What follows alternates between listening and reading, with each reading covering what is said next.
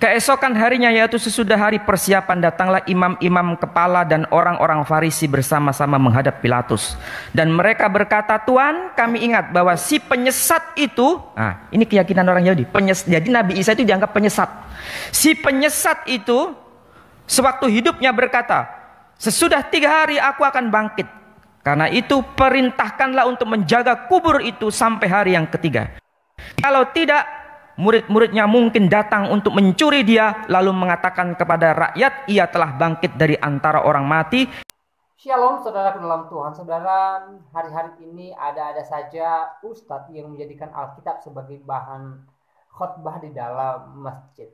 Lalu saudara dalam Tuhan, beberapa orang ustadz video berikut mengatakan bahwa hari-hari ini banyak yang murtad katanya. Mari kita melihat video ini.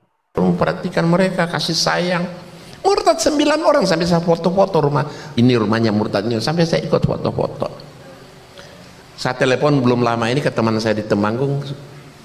Kalau tempat 9, sekarang sudah 19 yang murtad, tambah banyak. Jadi setiap minggu mereka bawa mobil ke bawah kaki Gunung Temanggung, ambil orang-orang yang sudah mereka murtadkan, dibawa ke kota Temanggung, ibadah di gereja, habis ibadah di gereja bawa pulang, diantar pulang lagi setiap minggu. Coba. Kita selalu bicara fikih dan syariat, bukan bicara akidah atau tauhid. Dari mana kita mulai? Dan kenapa mereka begitu getol memurtadkan Islam? Indonesia sekarang pertumbuhan gereja tertinggi di dunia, 380% per tahun.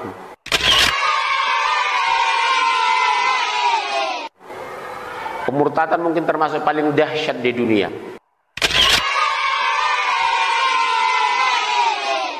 Subhanallah.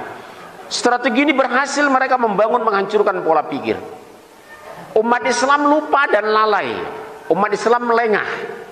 Dulu umat Islam 99%, sekarang tinggal lebih kurang 80% umat Islam.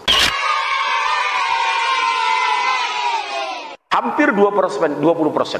Pertumbuhan gereja kita tertinggi di dunia, 380%.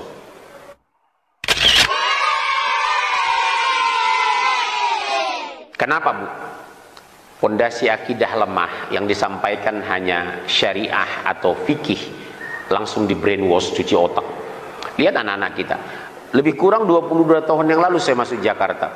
Saya bangga lihat orang Betawi, ba'da maghrib tidak pulang dari musola, dari surau, dari masjid, membaca Al-Quran sampai Isya.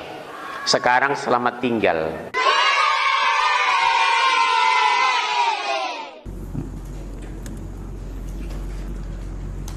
Ini Anda lihat di gambar sebelah sana, itu dia membuat gereja di tengah sawah. Sekarang sudah, itu daerah Kelapa Gading, sekarang sudah dipenuhi dengan bangunan.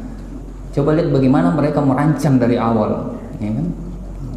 Jadi di sini juga Belanda kan dari dulu sudah mengambil tempat-tempat strategis itu, seperti di katedral sana di Karebosi, di Raja Wali dan seterusnya. Itu sudah strategis mereka rancang. Stella Maris, ya. Kita ini kalau bangun masjid ya masuk ke pojok pedalaman.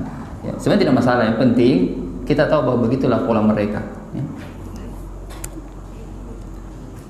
Di Indonesia mayoritas dari agama besar Kristen ini, Kristen itu ada 300 sekte di Indonesia ya. Seluruh dunia ada 40.000 sampai 50.000 sekte. Di Indonesia memang mayoritas Protestan, Katolik itu separuh dari jumlah Protestan. Nah, pusat-pusat Katolik itu yang merah bisa dilihat, pusat Protestan yang merah, yang agak coklat itu Katolik. Nah, itu lebih banyak memang wilayah Timur Leste, Papua bagian selatan, dan Kalimantan Barat. Nah, sisanya itu mayoritas Protestan, termasuk Tanah Toraja. Nah, jadi intinya bahwa mereka melakukan program transformasi, dan mereka sudah menyiapkan berbagai cara untuk itu. Walaupun lebih banyak gagalnya, tapi bukan berarti tidak berhasil. Selalu tetap ada yang berhasil mereka murtadkan, dan mereka memiliki persiapan yang cukup. Nah, nanti bisa tanya pemateri kedua, beliau mantan misionaris. Yang terjadi di usaha ini lebih getol, mereka berdakwah mengajak orang Islam masuk Kristen. Makanya pemurtadan atau kristenisasi di Indonesia itu sangat marak sekali. Tahu nggak Bapak Ibu, pemurtadan di dunia ini paling berhasil di Indonesia loh. Yang mayoritas muslim, setiap tahun itu lebih 1 juta orang Islam masuk Kristen. Banyak. Kita aja sini nggak terasa. Tapi coba datang ke Jawa Tengah, Salatiga di mana, di Cirebon di mana, sampai Jawa Barat, banyak sekali. Saya pernah dakwah di pedalaman Salatiga. Kenapa? Karena rupanya di kampung-kampung yang dulu 190% Muslim, sekarang jadi 75% Kristen. Hampir pada masuk Kristen. Habis saya turun dakwah, datang orang, Pak, di kampung saya tinggal saya sendiri ya Islam. Semua masuk Kristen. Ada yang ngaku tinggal 4, tinggal 7 kakak. Ya. Banyak sekali. Di Gunung Merapi, Merbabu itu 160 kakak umat Islam, 146 mereka murtadkan dengan 14 kakak. Luar biasa sekali pemurtadan ini. Jadi secara kuantitas jumlah lebih banyak orang Kristen memurtadkan orang Islam. Karena Kristen itu banyak. Orang Islam, saya tanya, orang Islam kalau murtad kira-kira masuk agama apa? 99, sekian persen pasti masuk Kristen. Iya kan? Hampir tidak pernah kita dengar ada orang Islam murtad masuk Yahudi, Buddha, Hindu, Konfutse. Kalau ada. Nah, saudara orang tua, sebelum kita lanjut mendengarkan ceramah mereka, bantu tekan tombol like dan juga share video ini sebanyak-banyaknya supaya menjadi berkat bagi banyak orang. Masuk Islam, ya kalau dipikir-pikir lebih ribet kok, lebih repot kita masuk Islam. Sehari berapa kali sholat? 5. Kalau seminggu 5 kali 7 kan? 35 kali loh kita sholat seminggu. Itu baru sholat wajib, belum sholat 35 kali. Kristen seminggu berapa kali? Cuma sekali doang, ya kan? Kalau sama-sama selamat, ngapain kerjaan 35 kalau ada satu juga selamat? Ibadah seminggu cuma sekali.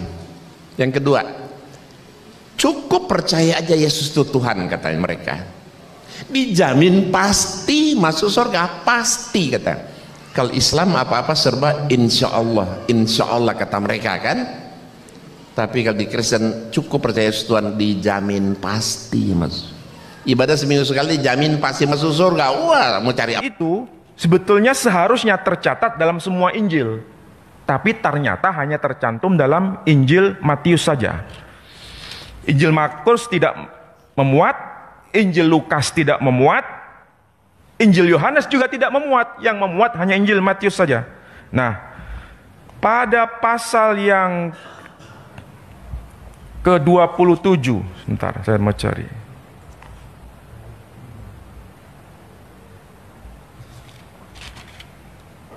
Nah, di sini ada pernyataan begini. Keesokan harinya, yaitu sesudah hari persiapan, datanglah imam-imam kepala dan orang-orang Farisi bersama-sama menghadap Pilatus. Dan mereka berkata, Tuan, kami ingat bahwa si penyesat itu, ini keyakinan orang Yahudi, jadi Nabi Isa itu dianggap penyesat. Si penyesat itu, sewaktu hidupnya berkata, sesudah 3 hari aku akan bangkit. Karena itu perintahkanlah untuk menjaga kubur itu sampai hari yang ketiga. Kalau tidak, murid-muridnya mungkin datang untuk mencuri dia, lalu mengatakan kepada rakyat, ia telah bangkit dari antara orang mati, sehingga penyesatan yang terakhir akan lebih buruk akibatnya daripada yang pertama. Jadi memang ini sudah ada peristiwa besar. Jadi orang-orang Yahudi mengatakan dia itu penyesat. Dan di situ ada peristiwa yang namanya kebangkitan menurut keyakinan Kristiani. Maka kemudian di sini ada ayat yang kedua dari pasal 28. Maka setelah hari Sabat lewat, menjelang menyingkirnya fajar pada hari pertama minggu itu, pergilah Maria Magdalena dan Maria yang lain menengok kubur itu.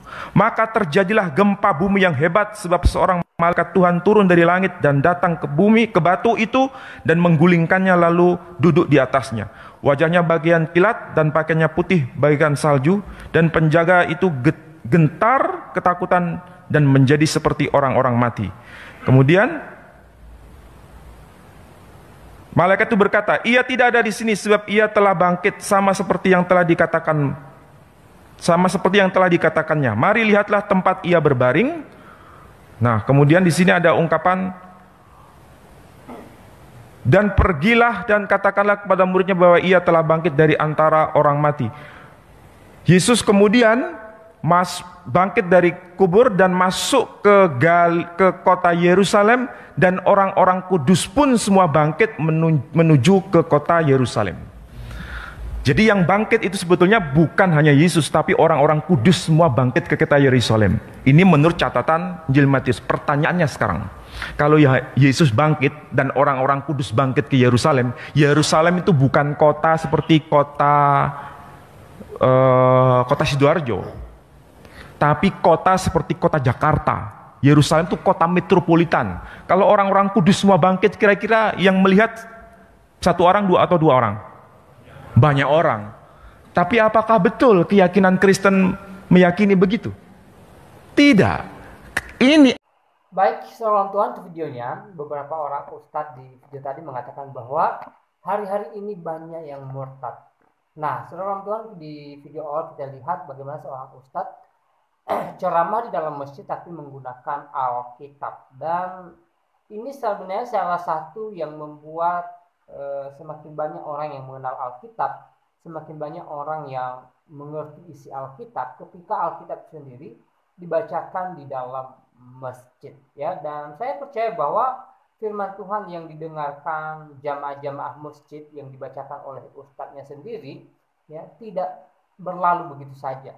Pasti di antara mereka firman Tuhan itu, ya, berakar, bertumbuh, berbuah, sehingga melalui pendengaran firman Tuhan dalam Alkitab yang dibacakan oleh ustadz mereka, ya, saya percaya bahwa di antara mereka ada orang yang percaya kepada Yesus pada akhirnya. Dan tugas kita sebagai anak Tuhan, jika kita melihat di media ada ustadz-ustadz membacakan ayat Alkitab atau ceramah sesuai dengan isi Alkitab, nah, saudara Tuhan, kita harus doakan supaya apa? Supaya apa yang dia sampaikan, ya, diberkati Tuhan dan menjadi berkat bagi jamaahnya, ya. Nah, saudara Tuhan, saya tidak panjang lebar menyampaikan pesan melalui video ini. Kiranya video singkat ini memberkati kita dan Tuhan Yesus memberkati kita semua. Shalom.